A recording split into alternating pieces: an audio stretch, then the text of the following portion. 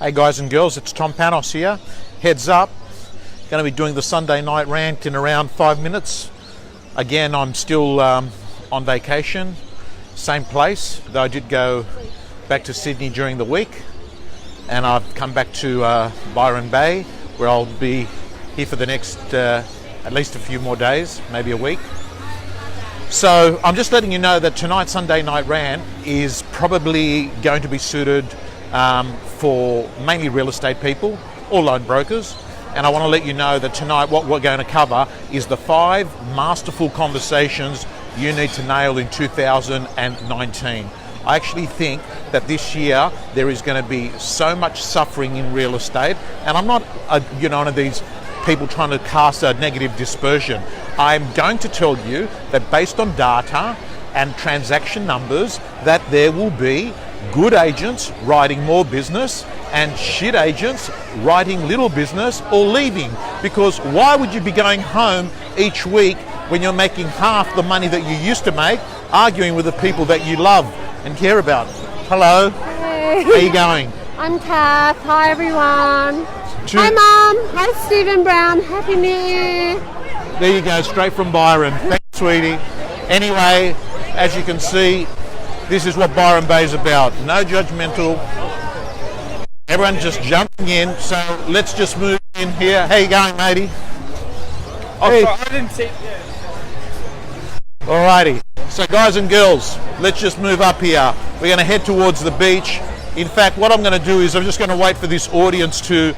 This is going to be the heads up, but we actually might just do this as a rant. Hey, how you going, guys? Everyone wants to get on. Gang, let's move up towards the beach. So I do believe that unless you can nail these 5 conversations in 2019, you're going to struggle. And the reason why is that for the last 2 to 3 years, if you've been an estate agent in most places in the world, particularly in Australia and New Zealand, you would have been able to have got through using a simple strategy which is called copy and cut. All you did is copied what another agent did, cut the fee, got the business, market put the deal together.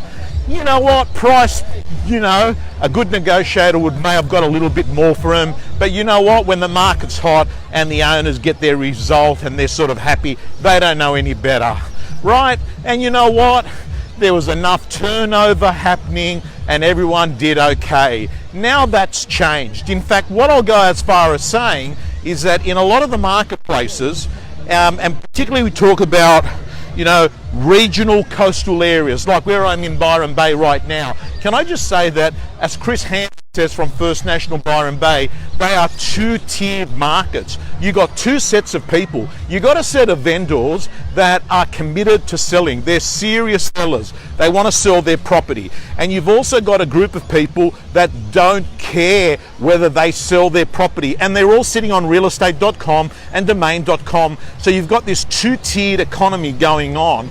And I'm going to actually go off as far as saying to anyone that's watching this video right now, if you want to succeed and not just survive but thrive in 2019, I'm going to say to you, one of your strategies is going to be to actually sack people who are not listings that are committed to selling. You do not want to be a place that is minding overpriced vendors. Let's come around here.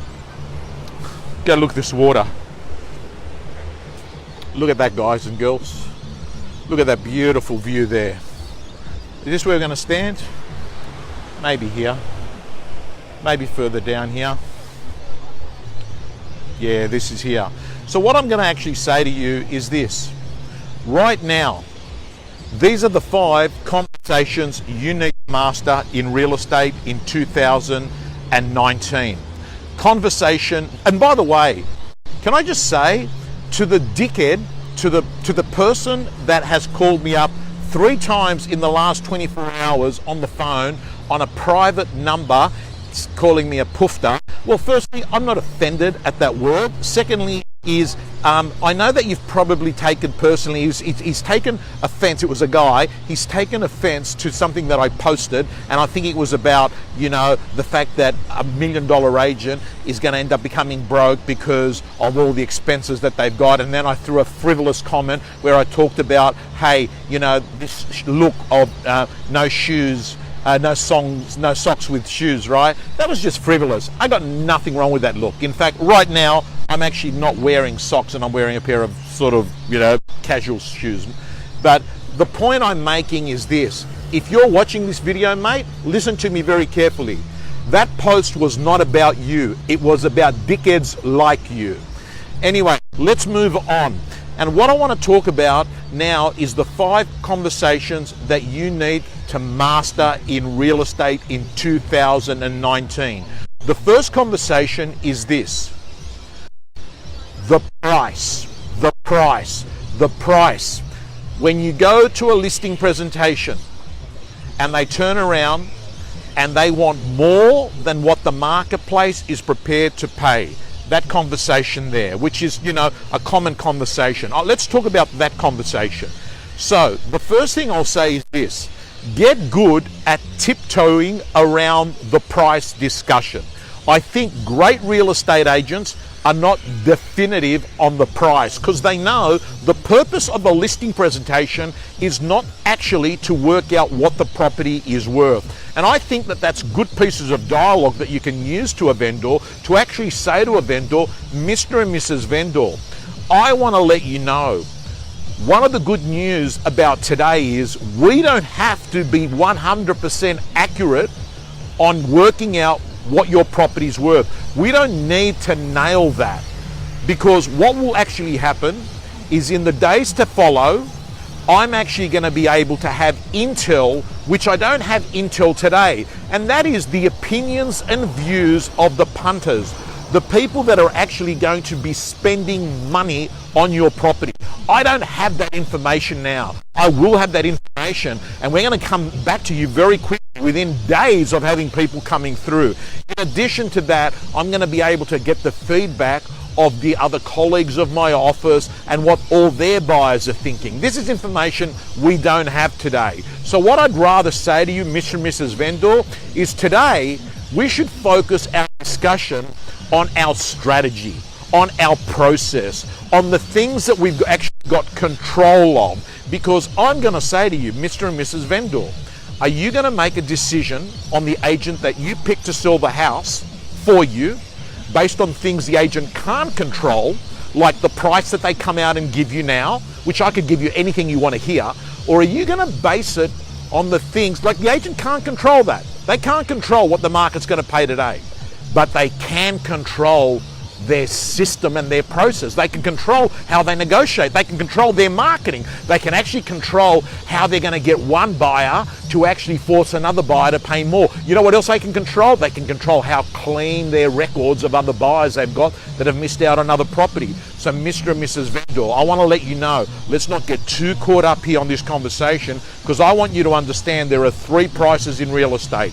There's what the vendors hope to get price. There's, you know, and we're going to hope to get that. And I also got to let you know that that coincides with emotional buyer figure sometimes. And that is a buyer comes along and pays at a ridiculous figure.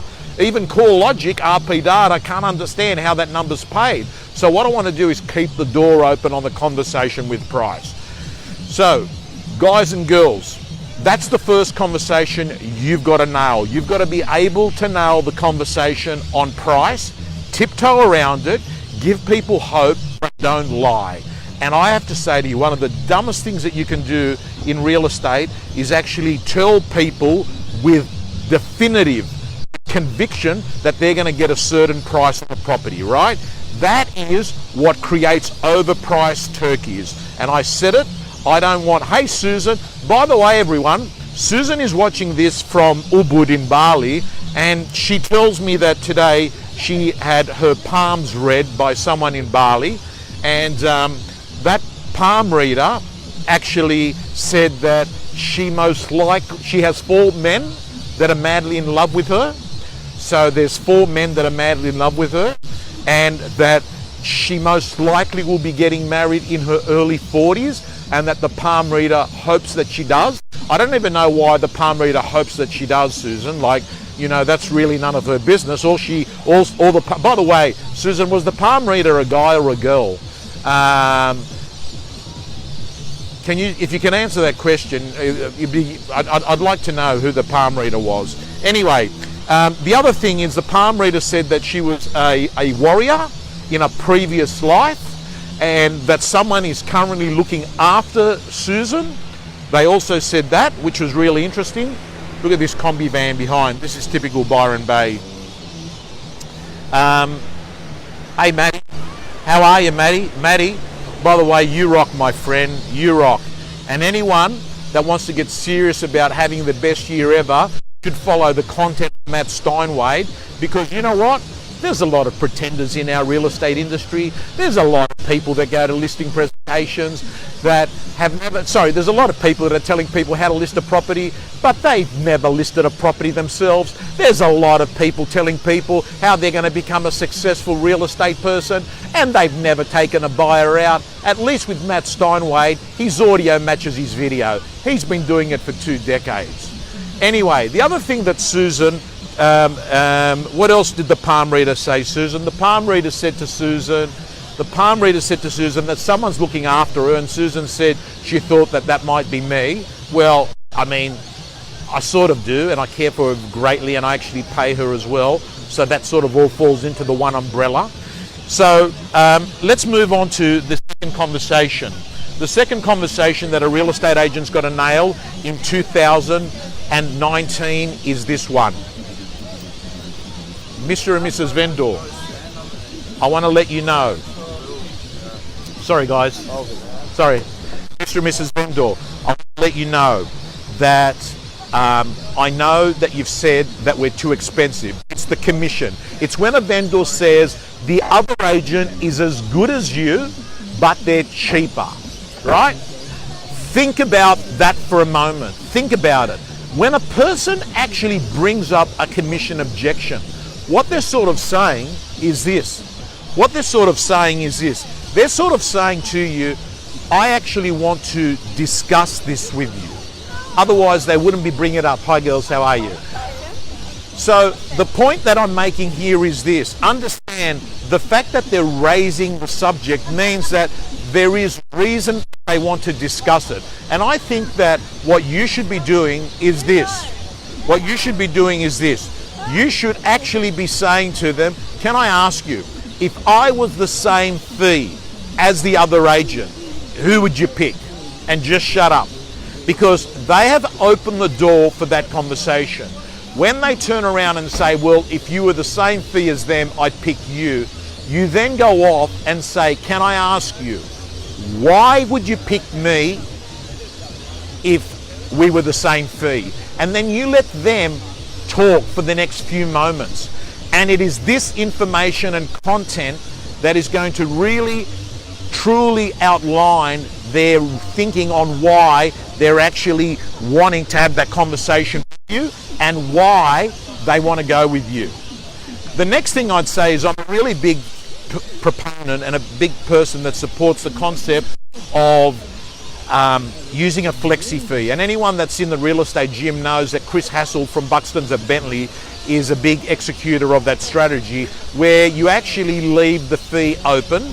And I won't go into the specifics because that's going to take me 20 minutes to do. You actually leave the fee open, and what you turn around and say is, hey, listen, we're going to put a fee of 2% to 2.5% negotiable, and you're going to judge me based on how I'm working for you. And then what you do is you just ensure that you give people BIW, best in the world vendor management, best in the world service. And then what you do is you're actually getting them to confirm throughout the process that they're happy with everything that you're doing. And then close to actually you putting a deal together, you confirm the higher fee. I won't go into a long detail role play on it, but go in and watch it. So that's the second conversation, the fee. You're going to have to nail that. The third conversation that you're going to have to nail in 2019 is this, hey, we don't want to spend any money advertising. And as far as I'm concerned, this one is going to get easier in 2019 because when you've got long days on market, when you've got stuff that's not actually selling, when you've got vendors that are dying for a buyer, they're going to be more vulnerable and open to a conversation on a strategy to find that buyer. But here's my 20 cents worth here on the Sunday Night Rant. What I would say to you is this: don't go and fight a battle with someone if they're hell-bent on not doing marketing at the time of listing. Because I believe that sometimes what you've got to do is list it first and then say to a vendor, hey, listen, let's use this phase 1 campaign. We'll introduce buyers that we've already got registered. But I want to let you know, if we haven't had much luck and buyer engagement within the first 5 to 7 days, I'm going to come back here and I want to have a proper marketing conversation with you, because the last thing I want to do is get your property going into the stale zone. I don't want to have your home sitting on the market like a busy road car. You know, when you got this car on a busy road, for sale sign, people just going past it, people ignoring it. I don't want you to be that stale property. And I want to let you know, we've got about, 28 days in the sweet zone. I don't want to lose that opportunity. So let's crack with phase 1 and then look at phase 2. So anyone in the real estate gym, go watch that. That is Mark DiGiulio interview from Barry Plan. Manos very well said, fish with a rod or fish with a net, in a pond or in an ocean. So let's move on to number 3. The third conversation you need to nail is the conversation on the vendor that won't accept the offer. And I have to say to you, that has little to do with scripts and dialogues, but a lot to do with what you've actually done from the day that you listed to the day that you're actually trying to put a deal together at a realistic price. Now, please remember this. Low offers, they blame the market. No offers, they blame the agent. So one of the key strategies is to be using that template where you're getting one offer and one report per week sent to the vendors. Because the way you're going to get a vendor to accept the reality of the marketplace is that you actually get clear, concise, not vague, but clear, concise, explicit feedback to the vendor. And I'm going to urge you, guys and girls, to understand it's your job in this market to actually ask and extract offers. Don't expect buyers to give them to you. Which brings me to the next one. Hello, Aaron, how you going? Which brings me to the next one. And the next one, by the way, guys and girls, if you've got a colleague in this office, in your office that needs to hear this stuff, hey, Wayne, good to see you. May I suggest that you press the share button, because I think that if you're really going to have a really good year, you've really got to nail that. And they are crucial, tough conversations to have. And I think that if you're a weak agent, if you're a weak girl or guy that's just been pissing through real estate, being soft, you're going to struggle. Now, I'm not talking about being an aggressive, non-compassionate head hitter. I actually think that sucks. I'm talking about telling people the truth. I'm talking to people with integrity and with facts. And that brings me to the next one, and that is that you're going to be meeting a lot of buyers that are going to be uncommittal because they're paranoid that the market's going to keep dropping. And I think that you need to master this conversation. And the conversation you've got to master with these people is this. For instance, if a buyer turns around and says, we want to wait because we believe the market's going to keep dropping, here's what I think you've got to do. Mr. and Mrs. Buyer, how will you know the market is going to keep dropping and drop to the bottom? Think about it. The only way you know that the market has dropped is when the market starts to actually start going up, because then you can look back and say that was a bottom back then. But by that stage, it's going to be too late, because you'll be buying more than the bottom. So I have to say to you, Mr. and Mrs. Buyer, right now you like this home. If you buy it, the worst that can happen is, let's assume that the market drops another 3-5%. The worst that can happen is you overpay by 3 or 5%. But in 5 or 10 years time, when you amortize that, that is insignificant. But you know what? What if you actually do miss the bottom and this home's not available? And what actually happens is you want to get in and you're racing and you just buy any property. Think about what actually happens then. You buy a property that is not the home that you want. You buy at a higher price than what you could have. Interest rates start going up. Hey, my brother's back again. Oh, Here he is again. How are you? they're good, mate. What do we Where, got? where are you from? Me? Yeah. Yeah. Byron? Yeah, What's your name? close Tell him your story. Bob Down. Bob Down. And what brings you to Byron tonight? You come out every Sunday night? No. Never actually. I'll go back to work tomorrow, so. Had a few drinks? No, not really. No? No, taking it easy. All right, brother. Enjoyed. Lovely chatting. Thank you so much. Yeah, sorry for the bob. There's nothing to be sorry, mate. We always need a bit of colour. Thank you so much. Enjoy. Thank you, brother. Alrighty. So, this guy's fucking followed me he's followed me like fucking 300-400 meters, right? And then he's fucking too nice to fucking do anything smart, you know? Anyway, it would be interesting if he did. Let me move on to number five. I actually wrote them down. Just bear with me. Vendor, marketing. You know what, guys and girls? You got the drift. The drift is this. 2019 is about you going pro. I'm letting you know that as of tomorrow, we're going to open up the real estate gym. I know that we've been getting unprecedented inquiries in the last week. Susan said to me, Tom, we actually must have got this wrong. Real estate agents aren't coming back to work on the 14th. They're coming back to work on the 7th. So I have to say to you guys and girls that we are in fact opening the real estate gym doors because of all the inquiries. So all these people that are on the wait list, guys and girls, you're going to get an email in the next 48 hours that's going to give you a simple, hey girls, how are you? How are you? Everyone's so happy here, you know. My daughter's absolutely obsessed. Christina, the 12-year-old, is obsessed that at 4:20 p.m. that people blaze up, right? She reckons she can smell it everywhere, right? And she keeps saying it. Anyway, guys and girls, the real estate gym is going to be open. I'm going to get Susan to open up the doors in the next 48 hours. I'm looking forward to seeing you in person. We've got our real estate gym kickstarts. Sydney, Melbourne, Brisbane, Adelaide, Perth, Auckland, where if you're a real estate gym member, correct, $39, where you're going to receive your real estate gym system for 2019. Not all these agent type presentations. It's going to be clear what to do's and how to do's with clear checklists, because I think that in 2019 you can't wing it. You actually need an operating manual. Guys and girls, speak to you soon. Signing off from Byron Bay.